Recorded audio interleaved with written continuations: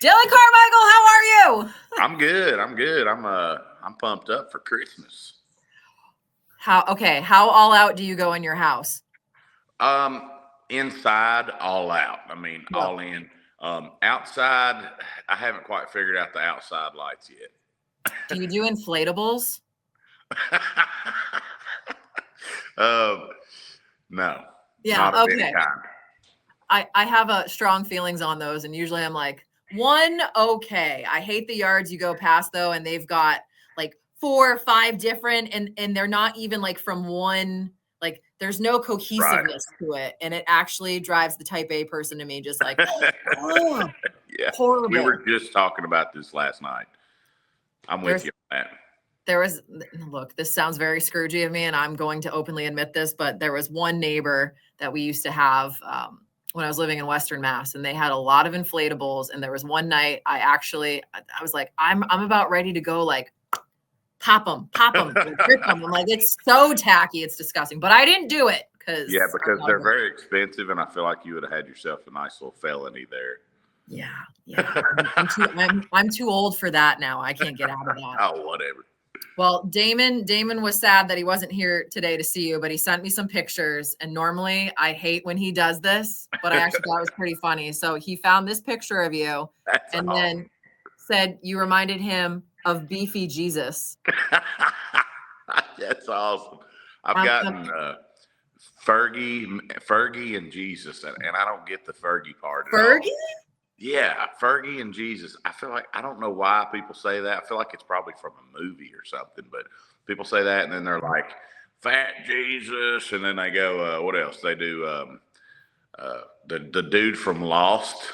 The Fergie, are we talking like Fergie Fergalicious or like Sarah Duchess of York Fergie? I have no idea. Your guess is as good as mine. Yeah, because I don't see it either. Anyway, great to catch up with you. I was You creeping too. on your social. Home, of course, is the song that you have out right now. I'm Yep. pretty sure I was with somebody when they were buying boots, so you could make the cover art for that. Oh, that's cool. Okay. I Yeah, was that's like, awesome. I've seen those shoes. That's awesome.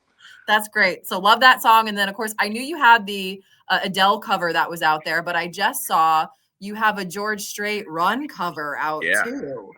Yeah, I kind of had some, we kind of blew through some songs in the studio.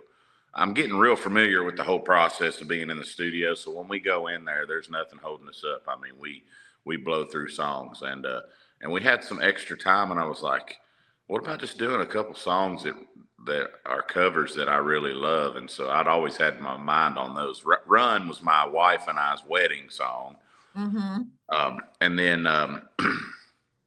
yeah, I actually met a dude the other day that was like, my favorite song is Run. And I was like, well, I just recorded it. And so like, there are other people that also love that song, and I didn't realize that. But yeah, and then someone like you, when I was a teenager, my cousin got his driver's license. He's a couple years older than me, and we used to ride around. And he's like, Have you heard this Adele girl?" And I was like, "No, I don't know what you're talking about." And so anyway, he put the CD in and started playing that first album, and I was just like, "Oh my gosh," because I knew even then, you only get really one Adele type singer in maybe a couple decades. It's really just outstanding singer and songwriter and stuff. So all around love Adele, and that's why I did that song. But thank you for asking.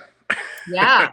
No, that Adele song is one that I mean, you do it very well. But that's one, if I'm trying to sing along in the car, I better be in the car by myself because yeah, I mean, anybody that takes that on, I'm like, impressive. I don't So know. well, I heard you were a really good singer, actually. I mean, depends on how many drinks deep I'm in.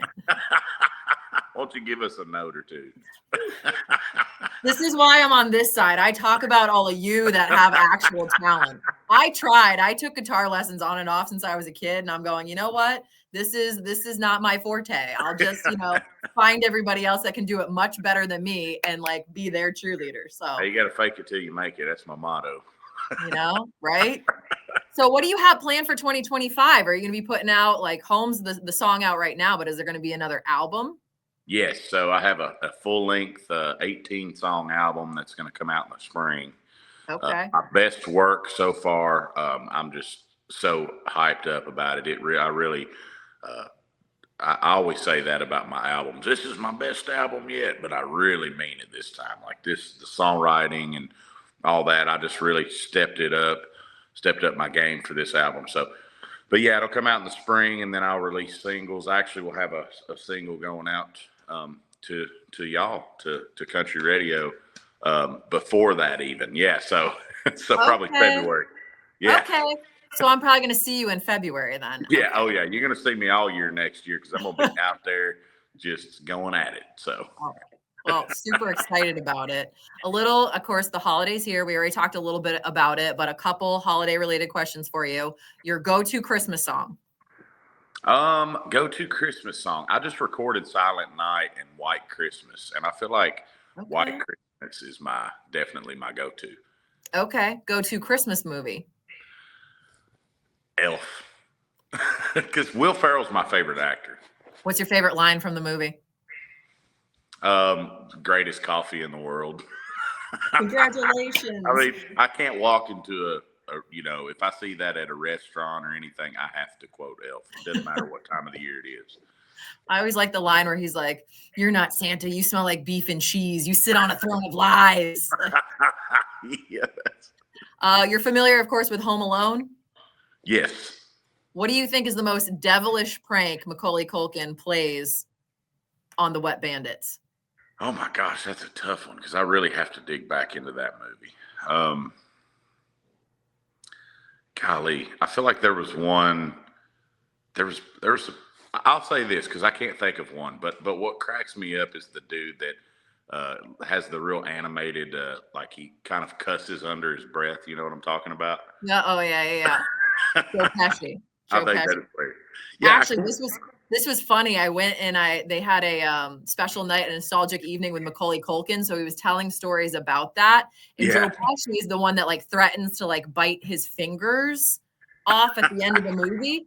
And there's a rumor that was going around that like Joe actually bit his fingers while they were, rehearsing at one point. And Macaulay Culkin actually said, he's like, yeah, that really happened. He actually has like a scar on his finger from Joe biting. Crazy. I'm going, he really got into it. Who knew Home Alone was such a violent movie? Right. I'm saying, I was like, nail in the foot. I'm going like he would have been dead like from the can anyway. Right. I was going to say I was going to say that, but so good. Good. And final question. Okay. Most memorable Christmas gift. Most memorable Christmas gift. Oh my gosh. Let's see here. Like childhood or just anything. Let's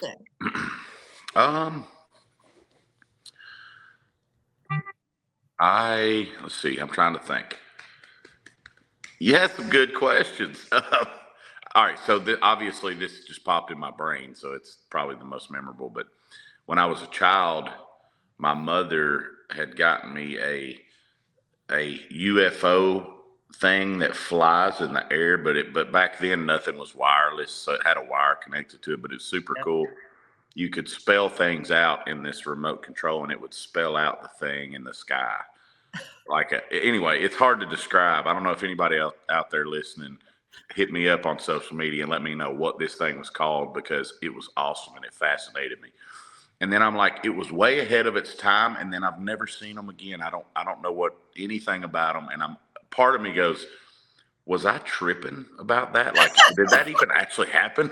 But I feel like it did. And so anyway, was that the precursor to drones? Oh, see, segue into drones. Let's talk about that. No, I'm kidding. Oh yeah, no, that I'm going. I don't know. Anyway, we'll leave that one for 2025 conversation. Dillon, great to catch up with you. I hope you and your family have a very happy holiday, Merry Christmas, and I cannot wait to see what you have in store for us for 2025. Absolutely. Thank you, Amanda Joe. Thanks for having me. Yeah, bye. Y'all take care. Happy New Year. Dun, dun, dun.